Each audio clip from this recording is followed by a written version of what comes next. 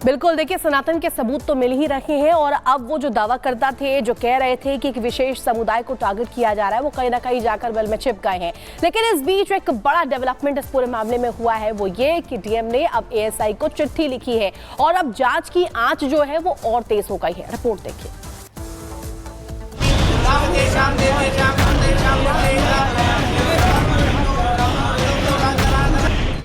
संभल में दफन है सच्चाई,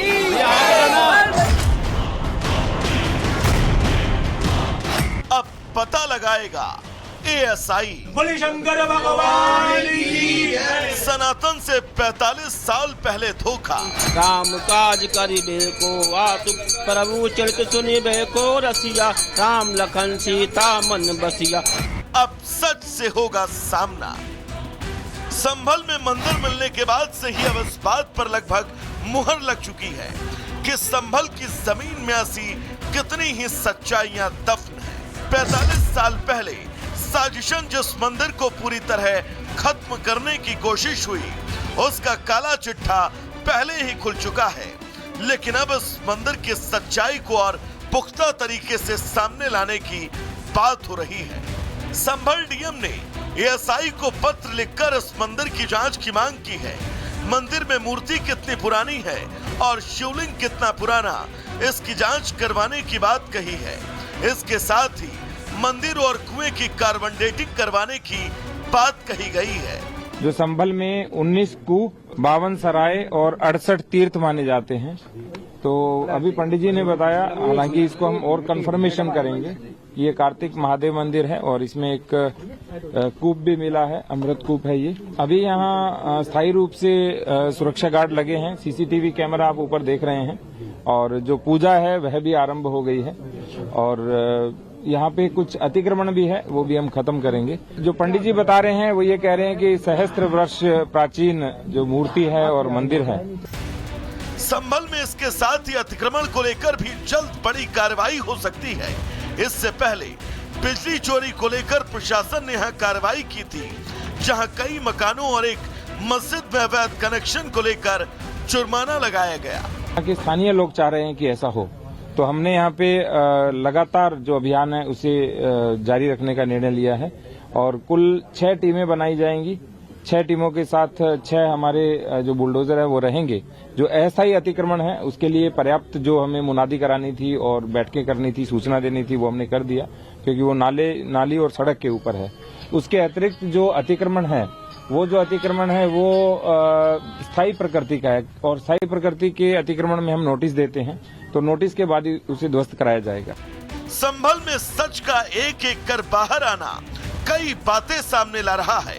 मंदिर जिस हालात में बाहर आया वो तो यही बताता है कि संभल में सच्चाई को दबाने की हर मुमकिन कोशिश हुई और अब वक्त आ गया है कि उस सच्चाई को लोगों के सामने पेश किया जाए। Bureau report, Republic Bharat. और चलिए बढ़ेंगे आगे और अब बात करेंगे संभल में जब वैध बिजली कनेक्शन को लेकर के जांच करने के लिए टीम पहुंची थी, तो वहां पर 400 साल पुराना एक शिव मंदिर मिला और इसके बाद ये सवाल खड़ा हुआ कि 46 साल पहले ऐसा क्या हुआ था कि मंदिर को बंद करना पड़ा। और जवाब अगर आप खंगालेंगे तो इतिहास के रक्त रंजित पन्ने खुल जाएंगे। 46 साल पहले आखिर ऐसा क्या हुआ था, ये सवाल आपके मन में भी उठ रहा होगा। दरअसल उस वक्त झूठी अफवाह फैलाई गई दंगे को लेकर और इस दंगे के बाद वहां पे जो हिंदू परिवार रह रहे थे पलायन कर गए और हालात ये बन गए कि अब वहां पर हिंदू परिवारों का नाम लेने वाला भी कोई नहीं बचा। रिपोर्ट दिखाते हैं आपको।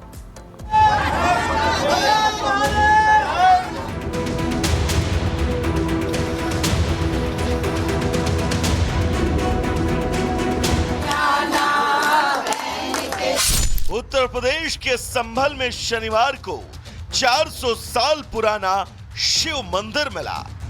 जब प्रशासन बिजली चोरी की चेकिंग कर रहा था तब यहां मंदिर का खुलासा हुआ। इसके बाद से कुआं भी मिला। मंदिर की खबर आग की तरह फैल गई। आनन फानन में पुलिस ने मंदिर को बुलडोजर एक्शन के जरिए अवैध कब्जे से आजाद करवाया। रविवार की सुबह मंदिर खुला, जहां पूजा और आरती की गई। भक्तों का तांता लगा, कोई प्रसाद लेकर पहुंचा तो कोई धूप और बत्ती। सालों बाद मंदिर खुलने की खुशी ने श्रद्धालुओं की आंखों को नम कर दिया। इस मंदिर में शिवलिंग, भगवान हनुमान और नंदी की मूर्ति मिली। अब सवाल है कि आखिर ये मंदिर इतने दिनों कहां गायब था? मंदिर को किसने कब्जे में ले रखा था? आखिर 46 साल पहले ऐसा क्या हुआ था जिसके बाद ये मंदिर कभी खुला ही नहीं? इन सारे सवालों के जवाब आपको सिर्फ रिपब्लिक भारत पर मिलेंगे। 1978 में जब मंदिर पर ताला लगा, उससे पहले 1976 और 1978 में यहां 2 बड़े दंगे हुए, जिसके बाद हिंदू समाज ने बड़ी संख्या में पलायन करना शुरू किया। दावा किया जाता है कि संभल में ही भगवान विष्णु के कल्कि का अवतार होना है। 1978 में भड़की हिंसा बेहद भयंकर थी, जिसके बाद संसद ने संभल में एक फैक्ट फाइंडिंग कमेटी भेजने पर विचार किया था। संभल में 1978 के दंगे में क्या कुछ हुआ, उसकी आंखों देखी कहानी सुनिए आप चश्मदीद सुरेंद्र गौड़ की जुबानी। वहाँ महिलाएं जो थी, उनके पैर की पाजेब, हमको क्या बोलते हैं इंग्लिश में मैं नहीं कह सकता, उनकी पैर की पाजेब जली हुई मिली वहाँ। और ये फड़ कांड को झुटला नहीं सकता कि ट्रैक्टर की ठोकर मार करके, ट्रैक्टर की टक्कर मार करके फाटक तोड़ दिया। और वहाँ जो कम से कम मेरे ख्याल से कुछ नहीं होगा, एक 50-100 कुंटल लकड़ी का ढेर होगा। उस ढेर में लोगों की डेड बॉडियां। एक मामा जी हुआ करते थे बनवारी लाल, बुराड़ी लाल एंड कंपनी, बुराड़ी लाल फड़ का कहलाता था, बुराड़ी लाल एंड कंपनी। उनकी टांगे चीर करके एक टांग इधर और एक टांग उधर उस लकड़ी के ढेर पर डाल दी। वहीं संभल दंगे के पीड़ित कमल दिवाकर ने रिपब्लिक भारत से क्या कुछ कहा, वो भी सुनिए। हमारे जो धोबी समाज के 30 से 35 परिवार उस जमाने में हुआ करते थे। बाबरी विध्वंस जब हुआ था 1992 में, 1992 का जो झगड़ा हुआ था, उसके बाद में जो दीपा सराय के बराबर में एक अंजुमन चौराहे से एक मस्जिद निकली हुई है, उस बस्ती से, हिंदू बस्ती, जब हिंदू लोग वहाँ रहते थे, तो मस्जिद के पीछे जब झगड़ा हुआ था तो मस्जिद के रास्ते और पीछे छतों के रास्ते लोग वहाँ से हमारे घर पे चढ़ाई कर दी थी, हमारे घरों में आग लगा दी। हम अपना घर जो खुला हुआ छोड़ के वहाँ से चले गए। उस समय पर जो पीएसी थी, पीएसी के कुछ जवान 4-5 लोग थे, पिताजी हमारे, मैं भी था, मैंने देखा है कि पीएसी के लोग वहाँ से हमें निकाल कर वहाँ से ले गए हैं। और उस समय पर बहुत डर का माहौल पैदा हुआ हमारे दिल में। उस समय के बाद में 92 के बाद में हमने यहाँ से अपना घर जो छोड़ दिया।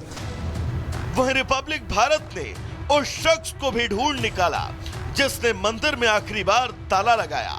ये वही आखिरी हिंदू परिवार है जिसने दंगे के बाद पलायन किया था।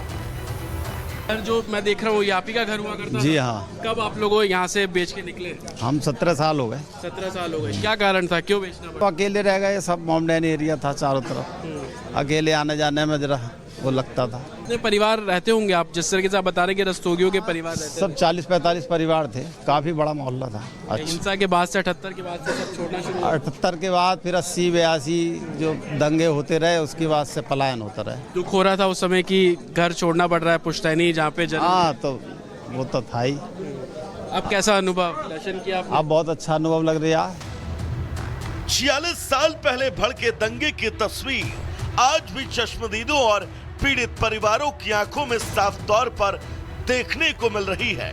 हालांकि इनका दर्द तो बांटा नहीं जा सकता, लेकिन सालों बाद मंदिर खुलने की खुशी इनके जख्मों पर मरहम का काम जरूर कर रही है।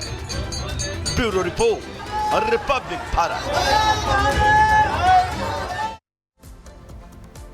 तो देखिए, आप इतिहास के पन्ने खंगालते जाइए और आपको ऐसे ही दंगा पीड़ितों की कहानियां सुनने को मिलेंगी और सनातन के विरोध में किस तरीके से यहाँ पर चीजें हुई थी वो भी आपको देखने को मिलेगी। हमने भी कुछ जानकारी आपके लिए एकत्र की है। संभल में दंगों का इतिहास क्या रखा है बता देते हैं।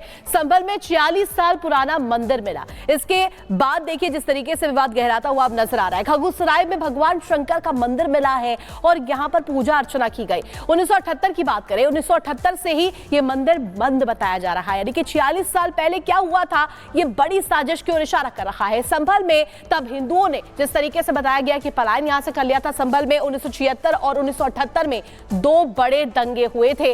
दंगे के बाद यहां से हिंदुओं ने पलायन कर लिया था। और आपको बता दें कि जब हिंदू यहां से पलायन करते हुए नजर आए थे, ये बड़ा सवाल खड़ा हुआ था कि ऐसा क्या हो रहा है, हिंदुओं के खिलाफ क्या वहां पर साजिश रची जा रही है। 1978 में भड़की हिंसा बेहद भीषण थी और ये खिलाफ थी सनातनियों के। संभल में करीब 77% आबादी मुस्लिम बताई जा रही है और इसी वजह से यहां पर बताया जाता है कि जो दंगे हुए हैं उसका नतीजा जो डेमोग्राफी में ये चेंज हुआ है ये देखने को मिल रहा है। 1976 में जामा मस्जिद के इलाके में यहां पर खास तौर पर ये देखने को मिला था, वो मस्जिद के सामने वाली गली में ही रहते थे। और इसके अलावा आपको बता दें कि जिस तरीके से कहा गया कि डेमोग्राफी और ज्योग्राफिकल एरिया अगर हम खंगाले तो इतिहास के पन्नों में दर्ज है कि किस तरीके से यहां पर सनातनियों के प्रति जिस तरीके से क्रूरता बरती गई है। मौलाना की हत्या का आरोप भी लगाया गया। बाद में मौलाना का परिवार आजमगढ़ चला गया और यह बताया गया कि मौलाना का परिवार यहां से निकल गया था। इसके बाद भी यहां दंगे भड़क गए थे और ये इतिहास के पन्ने को हम खंगाल रहे हैं और इसमें तमाम ये कहानियां दर्ज है।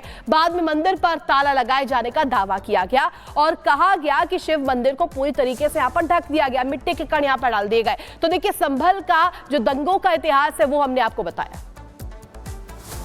और अब बात करेंगे दिल्ली विधानसभा चुनाव की, जिसको लेकर तैयारियां जोरों पर चल रही हैं, बयानों का दौर चल रहा है। इस बीच घुसपैठियों के मुद्दे ने एक बार फिर से जोर पकड़ लिया है।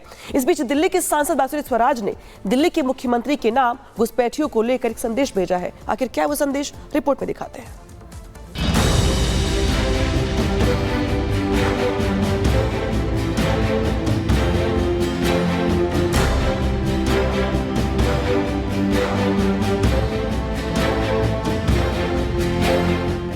दिल्ली विधानसभा के चुनाव में अवैध घुसपैठ का मुद्दा जोरों पर है।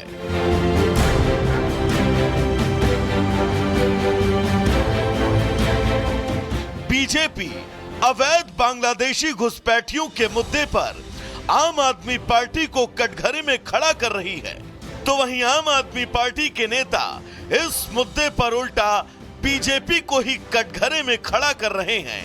आपको बीते दिनों वो तस्वीरें भी याद होंगी जहां दिल्ली पुलिस ने दिल्ली की झुग्गी झोपड़ियों में रह रहे घुसपैठियों को लेकर सघन सर्च ऑपरेशन चलाया था और लोगों के पहचान पत्रों की जांच की थी। अब इस मुद्दे पर बीजेपी और आम आदमी पार्टी फ्रंट फुट पर आकर वार पलटवार कर रही है। बीजेपी की सांसद बांसुरी स्वराज ने सोशल मीडिया पर पोस्ट